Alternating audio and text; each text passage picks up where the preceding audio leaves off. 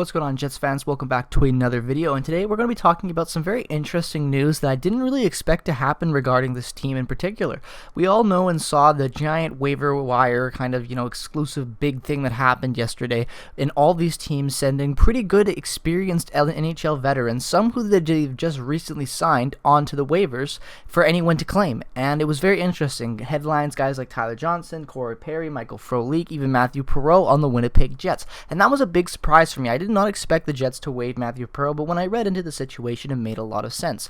Along with Matthew Perreault, the Winnipeg Jets also waived Luca Sbisa, CJ Suisse, Eric Comrie, and Nelson Nogier. Now, when I saw that name at first, I was like, okay, that's fine. Those are like the taxi squads guys, and I didn't expect anything less. I knew that for players to enter the taxi squad and to be on the taxi squad, they had to clear waivers. So I wasn't surprised to see Perreault being a member of the taxi squad, along with Sbisa, Comrie, and even Nogier to an extent.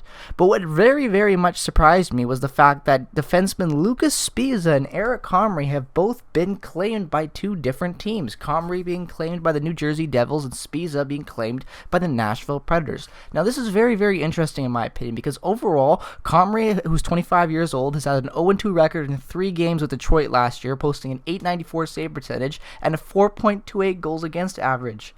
And yes, the Devils have announced the retirement of Corey Crawford, which is a huge, huge hole in their lineup, goaltending-wise. I just don't see Comrie as a suitable backup for Mackenzie Blackwood. I think this is a very, very bad move by the Devils. As someone who used to be a very big fan of Eric Comrie, I've said in the past that I would put Comrie as our 4th best goaltender behind Mikhail Burton, who has never played at a higher level than the A.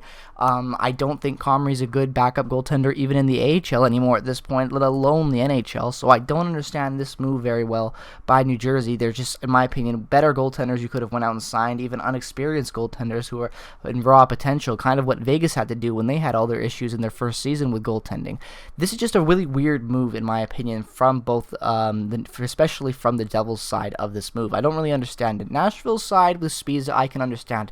While a lot of people hate on Sbisa, especially Canucks fans, and I, for one, can agree with that after being a Canucks fan and watching him play for a while with the Canucks, he's not a very good player, but last year he had 10 goals, 10 points in 44 games with the Jets, spread out basically as an injury replacement type of guy, and played decent in the time that he had. He wasn't horrible, and especially for the fact that he's only making $800,000 this year at a cap hit, I think in a COVID year where cap is everything, I think that's a very good pickup for a very good, not very good I would say, but a solid depth defenseman to have in your system, and I don't think that this is an issue for Nashville. I think it's a good, actually, a grab for them.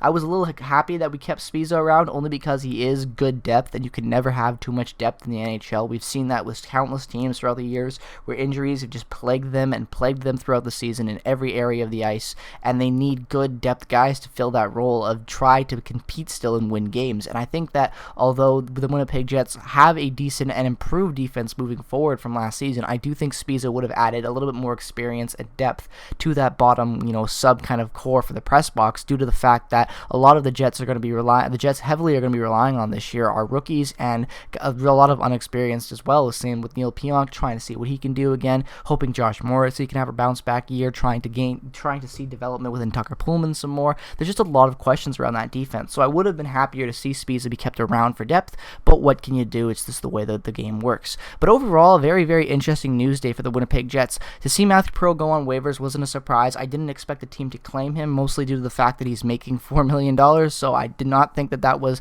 going to happen. But seeing Sbisa and Comrie get grabbed, especially over Nelson Nogier, who is, in my opinion, a much better youthful defender who could potentially make an impact in an NHL team longer than what Sbisa could ever do, just surprising to see these guys get claimed over the ones that were other available. But again, let me know your thoughts down in the comment section below. What are you guys' thoughts of this weird news day? Would you ever expect to see Luca Sbisa and Eric Comrie headlining Winnipeg Jet news about being claimed off waivers?